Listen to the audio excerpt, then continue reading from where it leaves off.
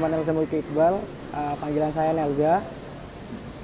Yang jelas, ekspektasi saya ketika mengikuti Nippon Young Designer Award Indonesia itu pertama ini adalah kompetisi mahasiswa yang saya pikir cukup kompetitif karena memang tidak hanya mencari pemenang di dalam negeri saja, jadi pemenang dari Indonesia akan berkesempatan berkompetisi dengan juara-juara di negara lain.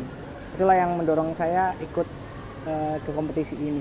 Selain itu, tour yang ditawarkan juga sangat menarik ya, revive, renew terhadap space. Jadi pemahaman kita terhadap space ini yang tema yang sangat jarang diambil oleh kompetisi-kompetisi lain. Jadi kita dibebaskan untuk mendesain apapun itu selama kita bisa mengungkapkan gagasan dan ide kita.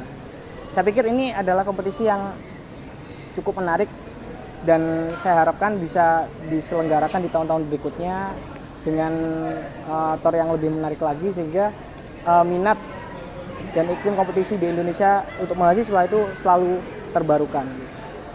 Tantangannya juga berbeda dengan kompetisi-kompetisi yang lainnya, di mana kita harus membuat sebuah space dengan bentukan apa yang kita mau. Gitu. Kesannya pemenang kemarin tidak menyangka karena bisa memenangkan untuk edisi pertama dan harapannya bisa mewakili Indonesia di kancah internasional, bisa membawa nama baik Indonesia di kancah internasional. Dan harapannya juga sebagai peserta pertama dari Indonesia, saya bisa menjadikan contoh yang baik buat event-event ini selanjutnya. Seperti itu. Kalau kesiapannya di Indonesia lagi prepare desain, prepare presentasi dan prepare segala macamnya yang berkaitan dengan presentasi di Malaysia, dan juga konsultasi dengan beberapa dosen. Tapi yang jelas setelah memenangkan ini banyak atensi yang masuk dari teman-teman. Jadi gimana ya, di Brawijaya itu jarang mahasiswa memenangkan sebuah kompetisi. Jadi ketika ada seseorang atau beberapa orang memenangkan sebuah kompetisi, maka dia itu akan menjadi inspirasi buat orang-orang di sekitarnya. Jadi itu yang membuat saya bangga ketika saya bisa menjadi inspirasi bagi adik-adik kelas saya. Ya, mungkin seperti itu.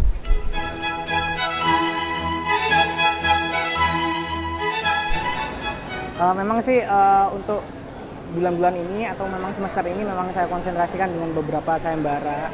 Jadi sayembara desain yang memang lagi banyak. Jadi konsentrasi saya semester ini memang untuk sayembara. Jadi di bulan ini saja sebenarnya ada 4 sayembara yang sedang saya ikuti. Satu ini bersama Ketua IAI Jawa Timur dan termasuk dengan Nippon.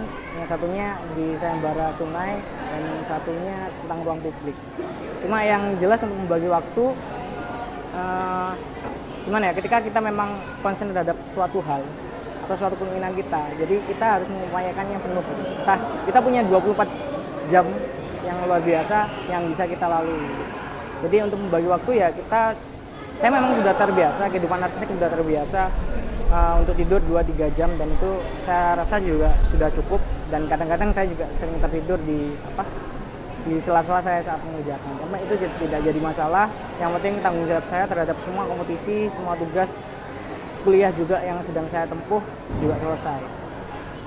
Mengenai chance untuk Indonesia bagaimana memenangkan kompetisi melawan 7 negara lainnya, saya pikir ada chance yang lebih walaupun ini tahun pertama Indonesia mengikuti international competition-nya.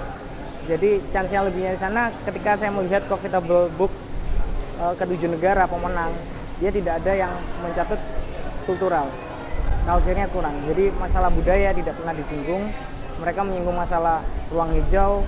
Saya juga ruang hijau. Saya pikir kita juga punya chance yang bagus untuk memenangkan kompetisi ini di tataran internasional dan insya Allah kita akan mendapatkan Platinum Award.